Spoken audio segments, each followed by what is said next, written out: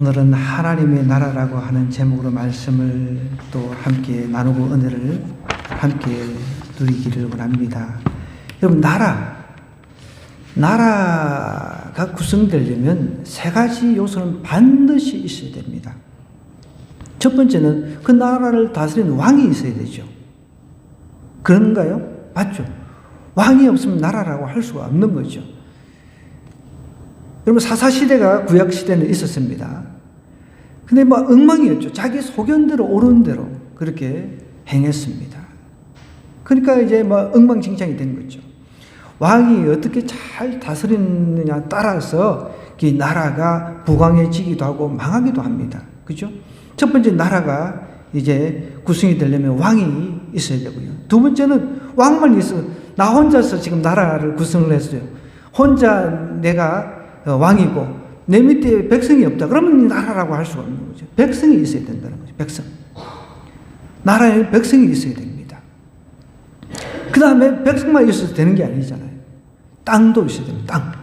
그러니까 나라가 구성이 되는 거죠. 근데 세상 나라는 이렇다는 거죠. 근데 하나님 나라는 어떻습니까? 오늘 하나님 나라 이야기를 좀 하고 싶습니다. 하나님 나라는 세상 나라하고는 틀립니다. 하나님 나라도 당연히 왕이 필요하죠. 하나님 나라에는 왕은 하나님입니다. 그야말로 하나님이에요. 이 모든 인류를 만드시고 모든 세상을 만드신 분, 그분이 왕이라는 거죠. 그러니까 세상 나라하고 하나님 나라하고는 질적으로 또 다 틀립니다. 그래서 세상 나라는 왕이 되려고, 대통령이 되려고 서로 싸우고 난리를 치는데, 하나님 나라는 딱 정해져 있어요. 모든 세상 만사를 만드시고 통치하시는 하나님만이 하나님 나라의 왕이 될 수가 있다는 것입니다. 그런데 이 하나님 나라는 아무나 들어갈 수가 없습니다. 세상 나라도 세상 나라도 내가 시민이 되려면 외국에 가서 시민권을 획득하려면 굉장히 까다롭죠. 태어나서 보니까 내가 한국 사람이에요. 그죠? 태어나서 보니까. 이건 내가 선택한 것이 아닙니다. 하나님께서 이 나라에 태어나게 해주셨기 때문에 그냥 태어난 것인데, 하나님 나라는 여러분 들어가기에 어렵지만 또 간단하기도 합니다. 하나님을 믿어버리면 되니까요. 하나님 나라는 죽어서도 가는 나라이기도 하지만은 내가 살아서도 누리는 나라이기도 하다는 것이죠. 그래서 내가 하나님 나라의 백성이 되려고 하면 내가 하나님을 믿어서, 예수 그리스도, 우리 인간의 죄를 대신 지고 십자가를 지신 그분을 내가 마음으로 믿기만 하면 하나님 나라 백성이 되는 거예요. 얼마나 좋습니까? 너무 쉬운 거예요. 근데 이 쉬운 것을 사람들이 안 하려고 해요. 나는 하나님 나라 가기 싫어. 제가 복음을 전할 때 그런 사람이 있습니다. 예수 믿고 천국 가야지. 그러면 니나 가라. 그냥 니나 가라. 나는 그냥 지옥 갈란다. 이런 사람들 수없이 제가 만나봤습니다. 제 친구들도 그렇고 제 형님들도 그렇고 주변 사람들, 이런 사람들 보면 정말 답답한 거예요. 하나님 나라, 눈에 보이지 않는 하나님 나라지만 우리는 반드시 죽잖아요. 사람은 반드시 한 번 죽습니다. 성경은 분명히 이야기를 합니다. 모든 사람은 다 죽는다는 것이죠. 죽고 난 뒤는 끝이 아니라 죽고 난 뒤는 심판이 있다 그랬습니다. 한 번 죽는 것은 모든 사람이 정해진 것이란 거예요. 이건 운명입니다. 근데 죽어서 끝이 아닌 거죠. 죽고 난 뒤는 심판이 있다는 거예요. 우리는, 여러분, 인간은 영적인 존재입니다.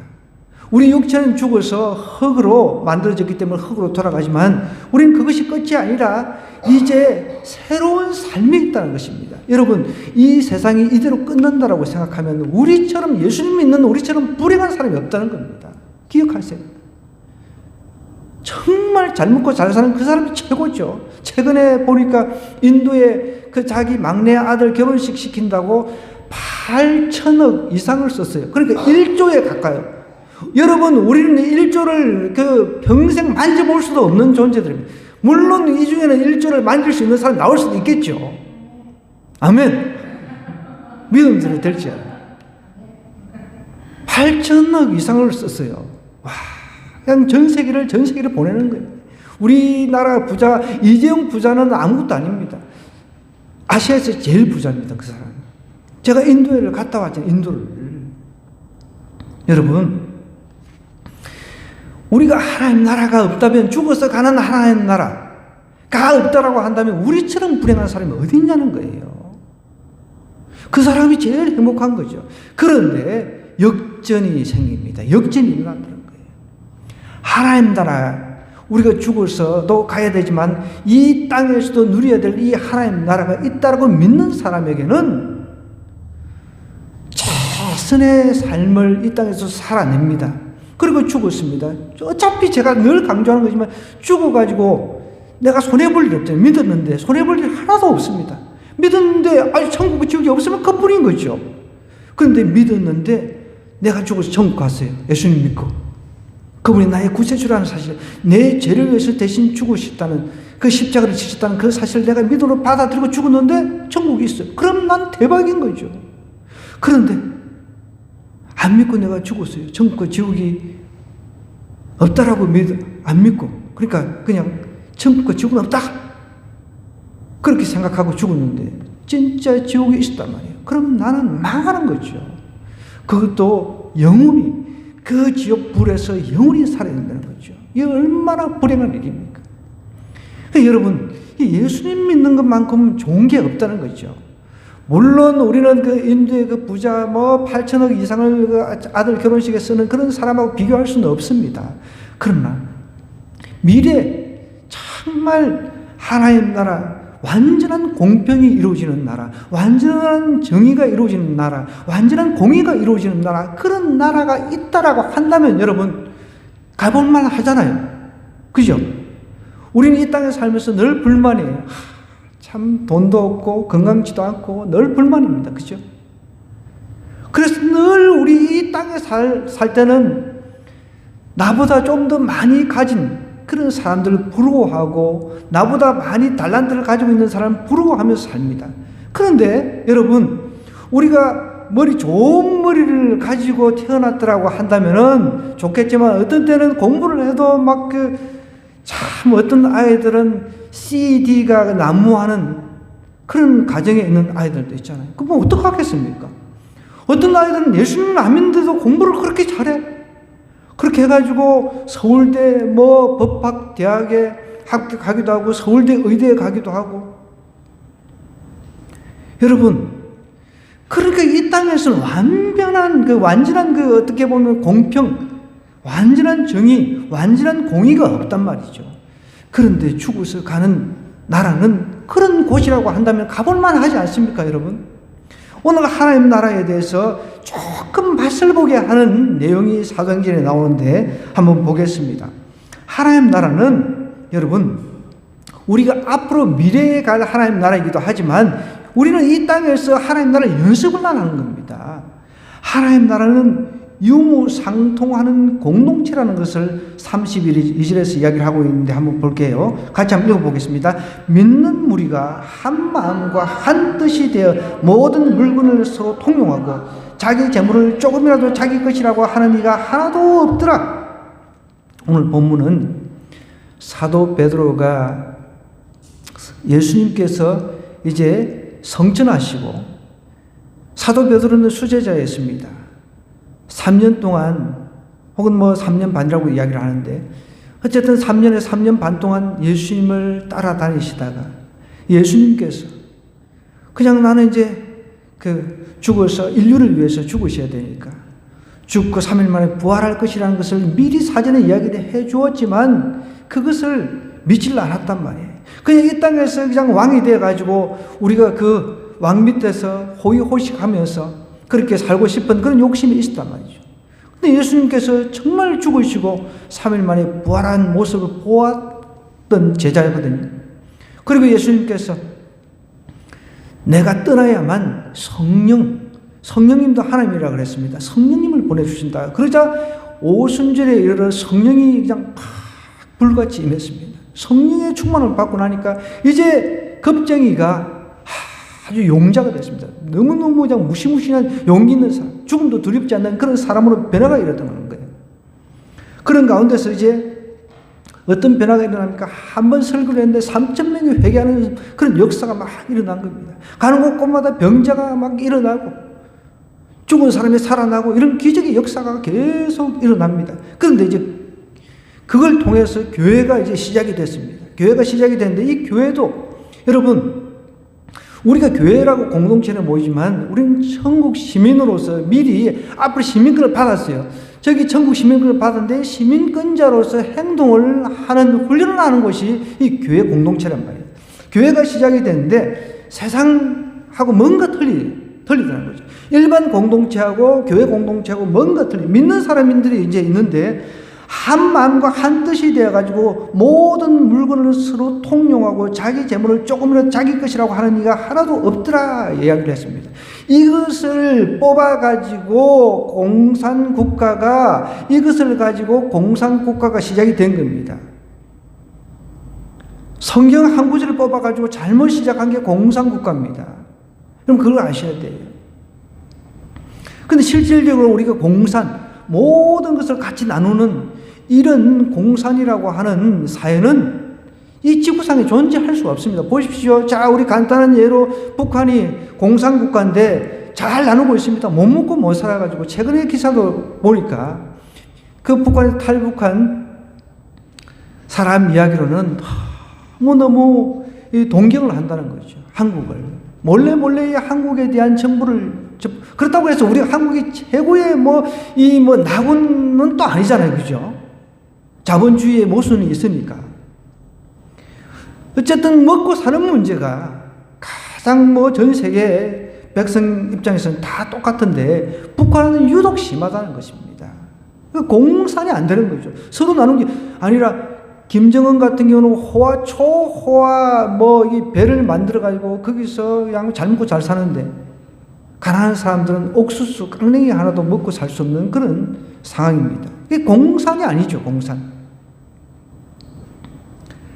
하나님 나라는 유무상통하는 공동체라고 했는데 여러분 지금 이 시대에 우리 대한민국에서 우리 다 똑같이 돈을 다 나누어서 합시다. 이게 이루어질 수 있습니까?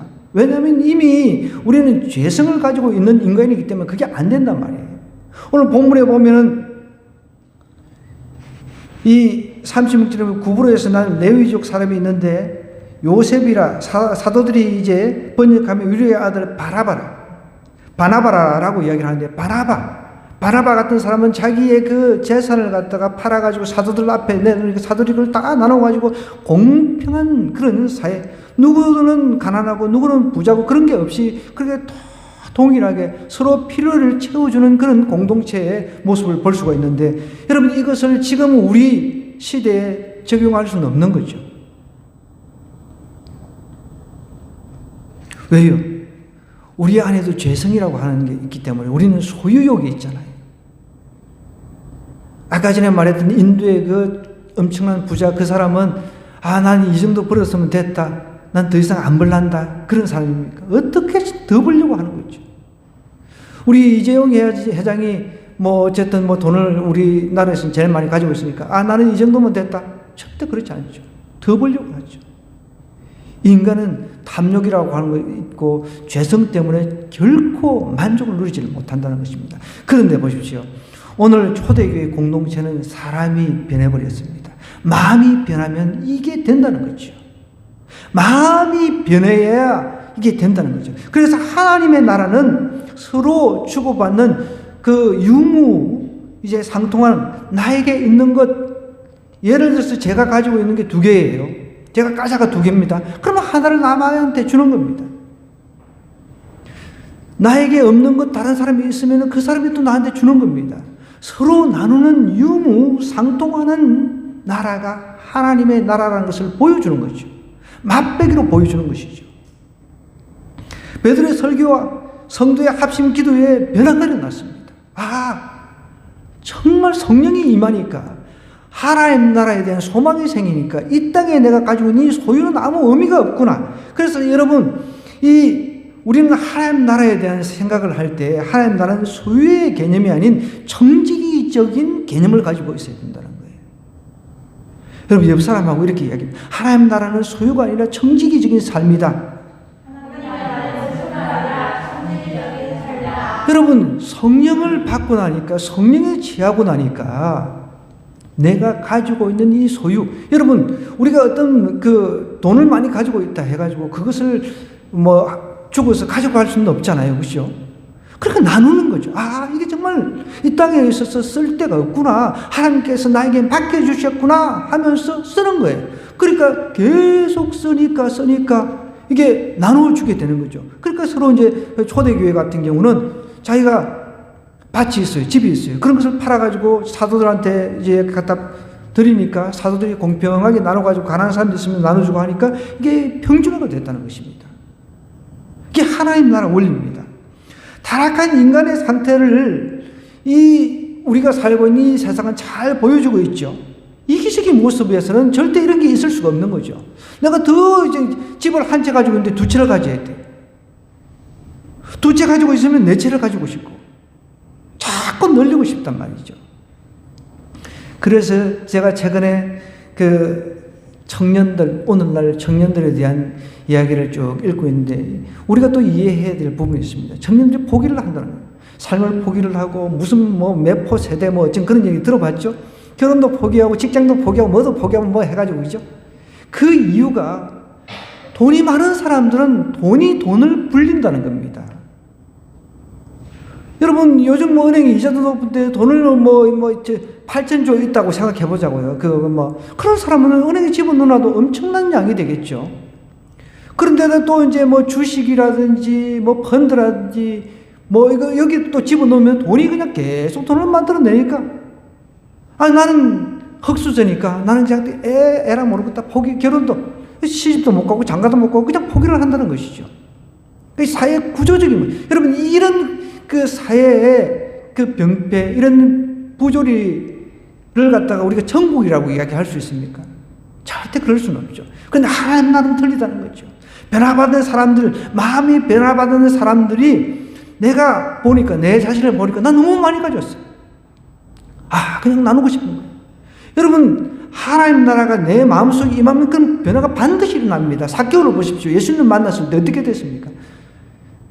예수님 만났을 때 내 재산 절반을 잘라서 사회에 환원하겠습니다. 그리고 내가 누구한테 토색해가지고 그때는 이제 어떻게 보면은 국세청장 아닙니까? 국세청장 오늘날로 치면 세금 억울하게 거두들인 그런 측면이 있으니까 다 내가 토색한 거 내가 배부르게 했던 거 그런 거 있으면 내가 4배로 갚겠습니다. 그래서 오늘 내가 정말 이 집에 예수님께서 하나님 나라에 임했다는 거예요. 아브라함의 자손이라는 거예요. 삭개오도. 그럼 마음의 변화가 일어나면 하나님 나라를 경험하는 사람들은 자기 재물을 갖다가 자기 것이라고 안 하고 그냥 내놓을 수 있다는 것이죠. 오늘날 그게 되냐는 거예요. 그게 안 된다는 거예요. 저는 그래서 예전부터 외쳤어요. 삭개오법을 만들어야 된다고. 한국 교회가 먼저 그것을 시작해야 된다는 거예요. 한국 교회, 부자 교회들이 먼저 시작을 해야 된다는 거예요. 여러분, 부자 교회들이 먼저 정말 부자들이 많이 있거든요. 제가 갈보리 교회가 아주 대형 교회입니다. 성금을 여러분 몇 억씩 하는 사람들 많았습니다. 11조 1,000만 원 하는 사람들이 많았습니다. 우리하고는 너무 먼 이야기거리죠. 근데 많았습니다. 제가 제 눈으로 제 교구에서도 그런 사람이 있었습니다. 교구가 한두 개 교구가 아니니까요. 많았다는 것이죠. 한국 교회가 먼저 부자들이 삭개오처럼 재산 절반을 뚝 잘라가지고 내가 내놓고 그런 운동이 벌어진다고 하면은 세상 사람들이 교회를 달리 볼 것입니다.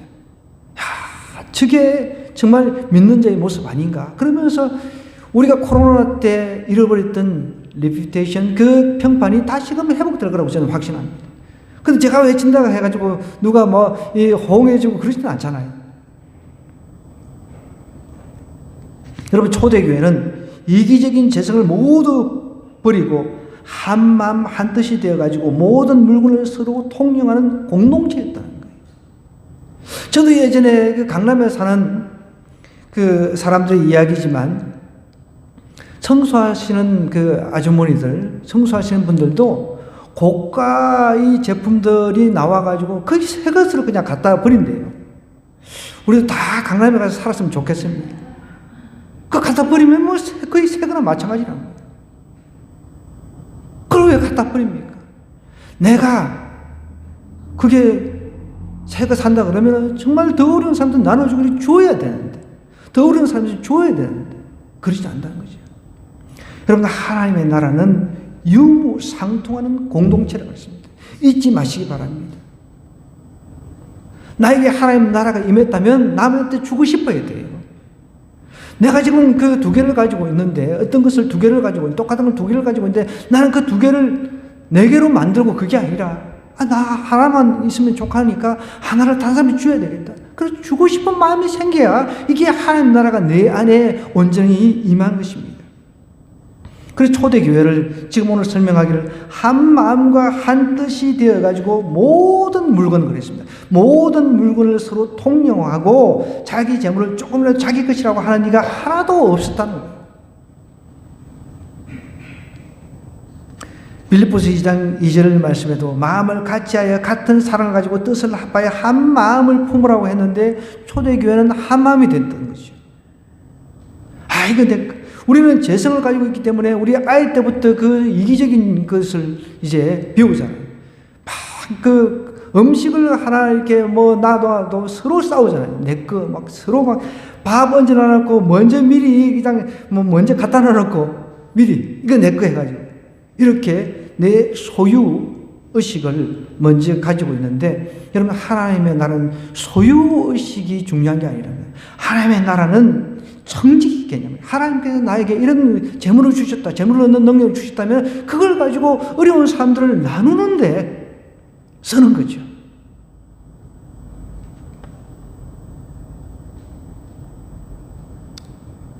빌립보서 2장 4절에도 보니까 각각 자기 일을 돌아볼 뿐더러 또한 각각 다른 사람들의 일을 돌아보아 나의 기쁨을 충만하게 하라. 하나님 나라는 주는 데 있어요. 주니까 기쁨이 있습니다. 주니까 기쁨이 있습니다.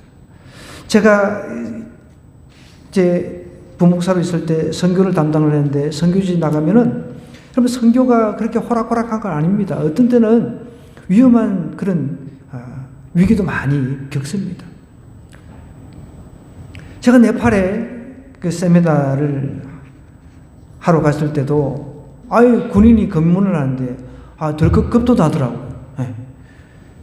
그러니까 거기서 이제 집회를 다 끝마치고 돈이 모자라가지고 제가 교회에 전화해가지고 행정 담당 목사님한테 전화해가지고 이렇게 너무 사람들이 많이 와가지고 밥값 지출이 좀 많이 됐으니까 좀 다시 추가로 지원을 해달라고 하니까 또 보내주는 거예요. 그래서 그 나머지를 다 주고 있는 돈 다 주고 그렇게 공항에서 이렇게 오는데 눈물이 피 도는 거예요. 너무 좋은 거예요.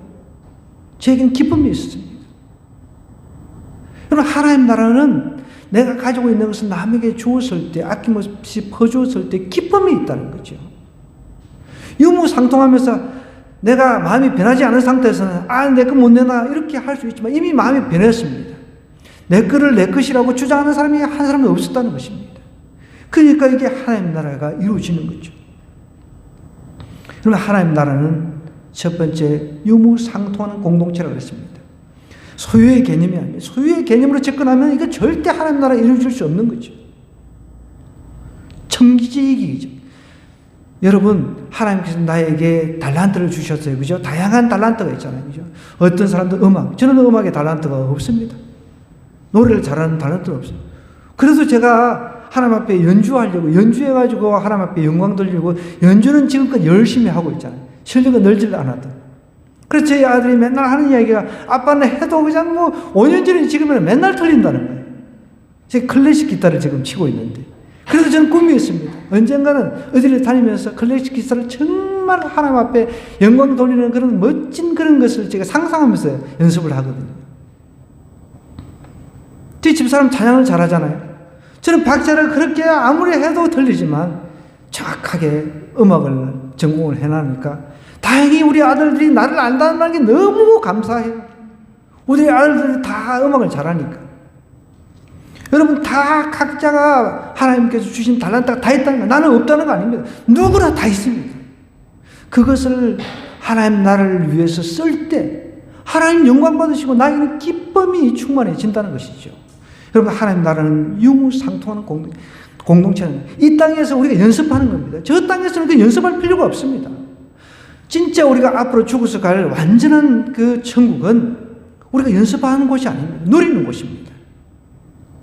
두 번째 우리가 하나님 나라에 대해서 생각하는 것은요.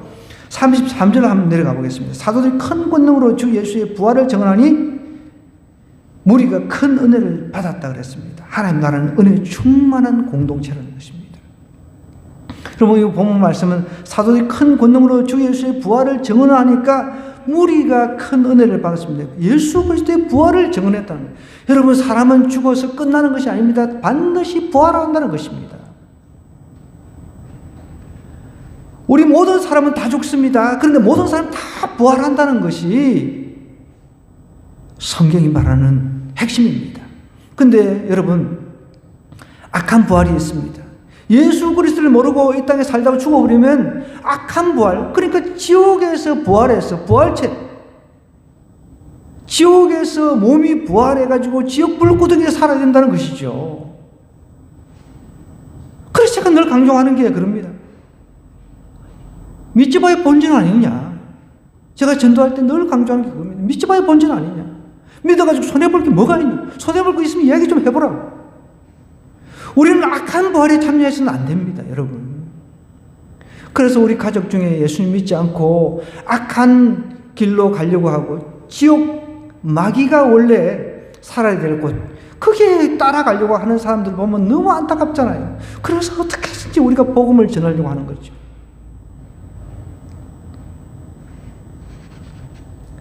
악한 부활, 선한 부활이 있습니다. 예수님을 내 마음의 구세주로 영접한 사람은 내 몸이 나중에 우리는 알 수는 없습니다.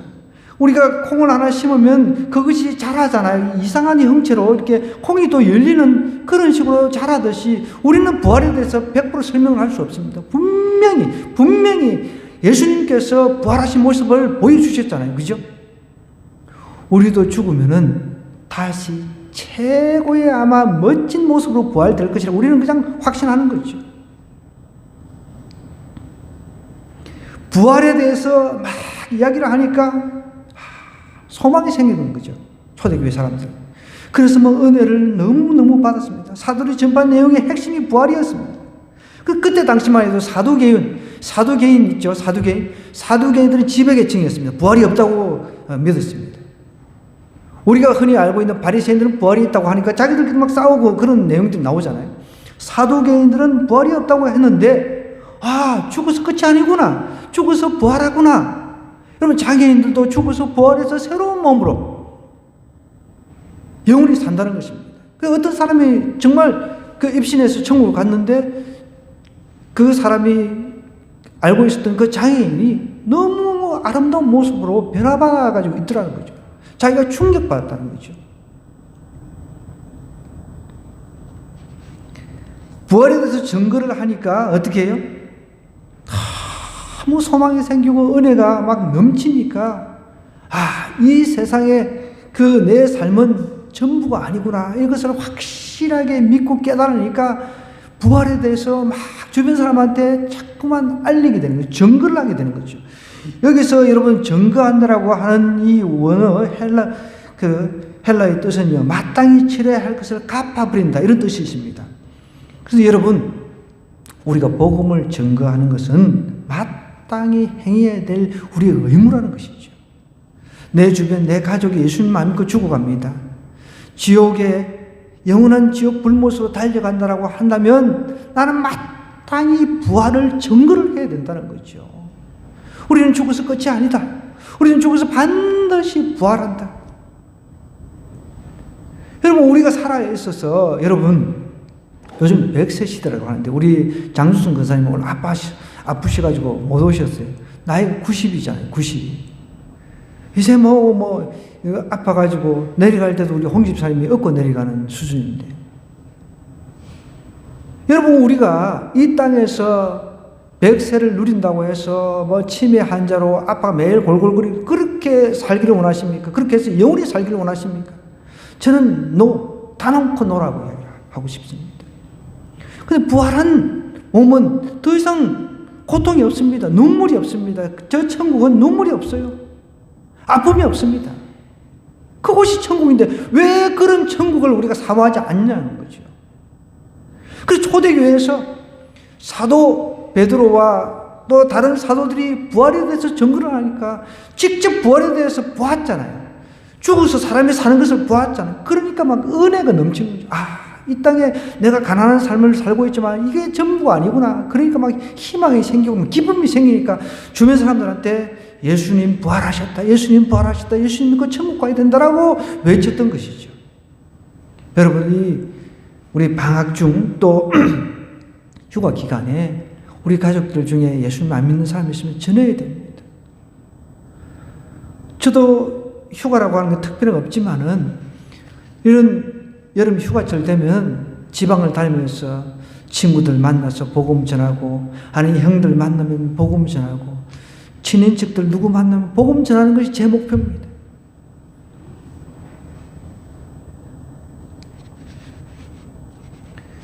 우리 모두는 주님께 빚진 자잖아요. 예수님이 나를 위해서 십자가를 지신 것. 좀 빚진 그런 그 개념이 좀 있어야 된다는 거죠. 내가 주님한테 빚졌다. 나는 빚쟁이라는 거예요. 빚쟁이. 주님한테 사랑의 빚쟁이라는 겁니다. 여러분 누구한테 빚을 졌을 때 어때요? 찝찝하잖아요. 전혀 안 찝찝한 것 같아요. 빨리 갖고 싶죠. 에이 진짜 내가 이 돈 좀 속 때문에 더러워서 내가 빨리 갚아버린다 이러잖아요.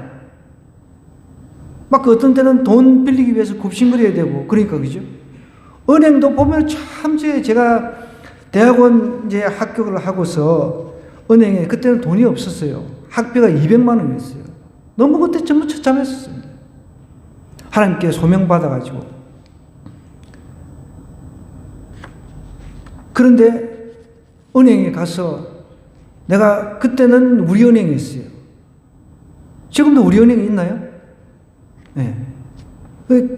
열심히 제가 신문 배달하면서 공부할 때 거래를 오래 했거든요. 거래를 오래 하고 내가 뭐 돈을 떼먹은 것도 없고 그러면 당연히 200만 원인데 아니 대출 좀 해줄 수 있지 않나. 그래서 제가 합격증을 내밀고 사실 이렇게 신학교 합격을 했는데 대학원 합격을 했는데 학비 지금 내야 되는데 좀 대출을 좀 200만 원 좀 해달라고 하니까 안 된다는 거예요. 아니 나는 황당했어요. 아니 난 크레딧이 있잖아요. 솔직히 나는 믿을만한 사람 아니에요. 그래서 세상 사람도 그렇지 않은 거죠. 돈 많은 사람은 믿을만한 거죠. 돈 없는 사람은 믿을만하지 않다는 거죠. 이런 논리가 어디 있습니까, 여러분? 저는 지금도 제 친구 지금 이제 은퇴를 했습니다. 은행 지점장에 지 스스로 그러더라고. 은행이 도둑놈이라고. 돈 있는 사람들만 돈을 빌려주는 거예요. 돈 없는 사람이지만 믿을 만한 사람한테 빌려줘가지고 그 사람이 자립해서 일어날 수 있도록 해주는 게 은행 역할 아닙니까? 그런 분노가 생겨야 되는 거예요. 여러분 돈을 많이 버는 은행을 하나 만들어가지고 어려운 사람들을 이렇게 도와줘야 돼. 아유, 그럴 수 있잖아요. 우리가 하는 꿈이 커져가지고 하나님께서 은혜를 주셔가지고. 그거 어려워. 저는 그런 꿈을 가지고 있습니다, 진짜. 그래서 이 팀들을 만들어가지고 상공인들 팀들을 만들어가지고 정말 어려운 사람들 있으면은 그 사람들을 파악해가지고 이게 무이자로 그냥 빌려주는 거죠. 갚을 수 있도록. 그리고 또 사업도 잘 할 수 있도록 코칭도 해주고. 제가 그런 꿈을 가지고 있습니다. 그래가지고 안 된다 하는데 너무 화가 나는 거예요. 제가 따졌어요. 아니, 내가 지금 몇십 년 동안 이렇게 우리 은행하고 거래를 하면서 내가 한번 떼먹은 적이 있었냐? 열심히 거래를 했는데 돈 200만 원도 이렇게 안 빌려주면 말이 되냐고. 그랬더니, 안 된대. 그런데 그 옆에서 다른 사람이 그 이야기를 듣고서 이 사람 교회를 다녔던 사람이란 말이에요. 자기가 오더니, 이렇게 하면은, 이렇게 200만 원 이렇게, 어떻게 이렇게 하면 되겠네요. 그러면서 제가 대출을 받아가지고 학비를 낸 거 아닙니까? 그래서 제가 고마워가지고 그 사람한테 커피를 한 잔 사겠다고, 괜찮다고, 열심히 공부하시라고 그러시더라고. 자, 여러분, 하나님 나라는요, 은혜 충만한 공동체입니다. 우리는 예수님께 빚진 자예요. 그래서 제가 다른 건 몰라도 여러분 신학생이 되고 정말 이게 뜨거운 그 가슴에 그 받은 불밖에 없었습니다. 가는 곳곳마다 복음 전하고 해외 나가도 복음 전하고 비행기 타도 복음 전하고 누가 외국인이 처음 만나면 그냥 뭐 복음 전하는 겁니다. 우리는 다 주님께 빚진 자입니다. 자, 마지막 우리 하나 더 생각할 게 있습니다. 하나님 나라는 서로 돕는 공동체라는 거예요. 34절부터 한번 보겠습니다. 34절부터 37절까지. 그 중에 가난한 사람이 없으니 큰 은혜를 받았으니까 당연히 이제 막 내놓죠. 이는 밭과 집 있는 자는 팔아 그 판 것의 값을 가져다가 사도들이 발 앞에 두매 그들이 각 사람의 필요를 따라 나눠줍니다. 구브에서 난 레위족 사람이 있으니 이름은 요셉이라. 사도들이 일컬어 바나바라 번역하면 위로의 아들이라 하니 그가 밭이 있음에 팔아 그 값을 가지고 사도들의 발 앞에 두었다 그랬습니다. 하나님 나라는 여러분 서로 돕는 공동체라는 거예요. 바나바가 밭을 팔아가지고 사도들에게 주는 것은 이건 구제사역이죠. 우리 하늘금교회가 좀 적지만 그래도 이 노인들 반찬 만들어가지고 이렇게 구제사역 하잖아요. 이렇게 하는 거죠. 하나님은 작은 것 하나를 보신다는 거죠. 그러니까 여기 보면 레위족 바나바가 등장을 하는데 바나바는 여러분 원래는 레위 지파는 재산을 축적할 수가 없습니다. 근데 희한하게 여기서는 이제 밭도 사고 그러니까 이제 뭐 이미 이제 이런 그 각 12지파에 대한 그런 것들이 이제 이스라엘이 망하고 난 뒤에는 조금 희미하게 된 거죠. 외국에 다 이제 막 흩어지고 막 디아스포라 흩어진 상태에서 이제 뭐 나라는 망해버리고 그러다 보니까 나름대로 이제 능력껏 뭐 돈을 벌어가지고 이게 축적을 했을 수 있거든요. 구브로에서는 이제 구리강산으로 굉장히 유명한데 아마 거기서 뭐 돈을 좀 많이 그 축적을 한 것 같아요. 그렇지만 이 사람은 하나님을 믿는 사람이잖아요. 예수님을 믿는 사람이잖아요. 이 바나바는 사도 바울이 원래 사울이었을 때, 변화받기 전이었을 때도 나중에 이제 변화받았을 때 제자들하고 교제하기가 껄끄러웠단 말이에요. 그때 중개인의 역할도 했던 사람입니다. 그런데 자기가 얼마든지 자기 개인으로 아예 내가 돈을 이게 이제 그 집 팔고 밥 팔고 이렇게 해가지고 돈을 좀 축적했으니까 내 이름으로 얼마든지 할 수 있습니다. 내 이름을 드러낼 수도 있지만 바나바는 그렇게 하지 않았습니다. 사도들한테 딱 갖다 드려가지고 사도들이 교회의 이름으로 구제 사역을 했다는 것이죠. 그게 중요하다는 겁니다. 우리도 작은 교회지만 크게 선교를 많이 하고 있습니다. 또 우리 이제 선교비가 들어오면 제가 즉각 보내거든요. 그 쿠말 목사님 네팔, 그 존코니 목사님 이제 박사과정 끝나고 나면은 올해 들어갑니다. 내년에는 거기서 이제 그 NCMN과 함께 그 왕의 제정 세미나도 이제 그 우간다에서 9월인가 10월인가 그때 거기서 하기로 했거든요. 우리가 존코니 목사님도 돕기를 원하잖아요. 그래서 얼마나 감사한지 몰라요. 저는 우리가 더 여유가 있으면 더 많이 돕고 싶은 거예요. 국내뿐만 아니라 국외도 계속해서 돕기를 원합니다. 그런데 어떻게 우리 교회의 이름으로 내 개인의 이름이 아니라 여러분 개인의 이름이 아니라 하나님의 교회의 이름으로 돕기를 원한다는 거죠. 레위 족속 바나바는 자기의 이름, 자기의 명예를 드러낼 수가 있습니다. 그러나 그렇게 하지 않고 밭을 팔아가지고 사도들에게 줌으로써 이제 교회의 이름으로 구제 사역을 감당을 했다는 것입니다. 우리는 우리의 이름이 아닌 주님의 이름으로 구제해야 됩니다. 저도 저희 어머니에게 조금 이제 저희 아버지가 살아계셨을 때는 제 이름으로 했었어요. 저희 아버지, 저희 어머니 저한테 상처 준 것밖에 없는데 저희 아버지가 살아있을 때 제가 큰 교회에서 아주 그 뭐 잘 나간다고 생각하니까 너희들이 알아서 그 용돈을 생활비를 내라고 이렇게 막 다그치는 거예요. 제가 기분이 굉장히 안 좋았습니다. 그래도 그때는 그래, 나는 예수님 구원받은 사람이지. 그래도 이 불쌍한 영혼 내가 어떻게든 조금이라도 돕겠다. 그런 마음으로 제가 섬겼습니다. 그런데 제 아버지 돌아가시고 저는 이제 교회 이름을 합니다. 교회 이름을 돕습니다. 하늘군 교회가 지키도록. 내 개인 이름이 아니라. 사실 저는 가끔씩 저희 집사람은 이제 당신은 이제 생모도 아니고 뭘 그렇게 하냐 그렇게 하는데, 제가 힘이 들어도 그 영혼, 한 영혼 구원을 위해서 그렇게 하는 것입니다. 교회 이름으로. 바나바는 바울을 제자들에게 소개해준 사람이죠. 자신의 보증을 썼습니다. 바나바는 이 땅에서 영원한 천국을 사모하며 영원한 천국에 미리 투자를 한 사람입니다. 여러분, 천국에 미리 투자는 저와 여러분 되기를 원합니다. 이 땅에 투자해봐야 다 조미 먹고 동록이 해친다 그랬습니다. 예수님도 이 땅에 오셔서 우리한테 천국에 투자를 하라 그랬습니다. 천국. 나의 재능, 나의 시간, 나의 젊음, 나의 재물, 나의 마음을 주님께 드리는 생활을 하면서 천국에 미리 투자를 하자는 거죠. 하나님께서 그것을 다 계산하신다. 하나님이 셈에 밝으십니다. 하나님은 얼마나 계산 철저하시는지 몰라요. 여러분, 정리하겠습니다. 하나님 나라. 이 세상 나라하고는 틀리죠. 오늘 사도행전은 하나님 나라에 대해서 맛배기로 보여주고 있다는 거예요. 니네들 이런 마음으로 하나님 나라에 들어와야 된다는 거죠. 이런 마음으로 살다가 하나님 나라에 들어와야 된다는 것입니다. 그게 첫 번째 뭡니까? 유무상통. 내가 두 개 있으면요, 나누는 겁니다.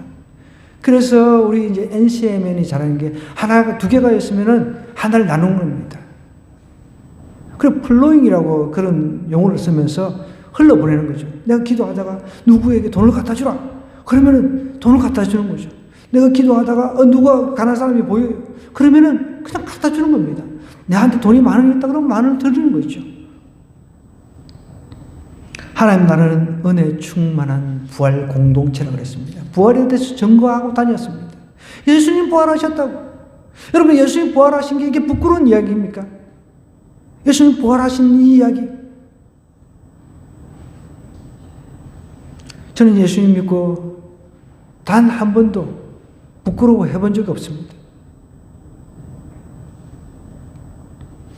하나님 나라는 서로 돕는 공동체라는 거예요. 그 사람이 필요하다면 그 사람의 필요를 채워주는 것이죠.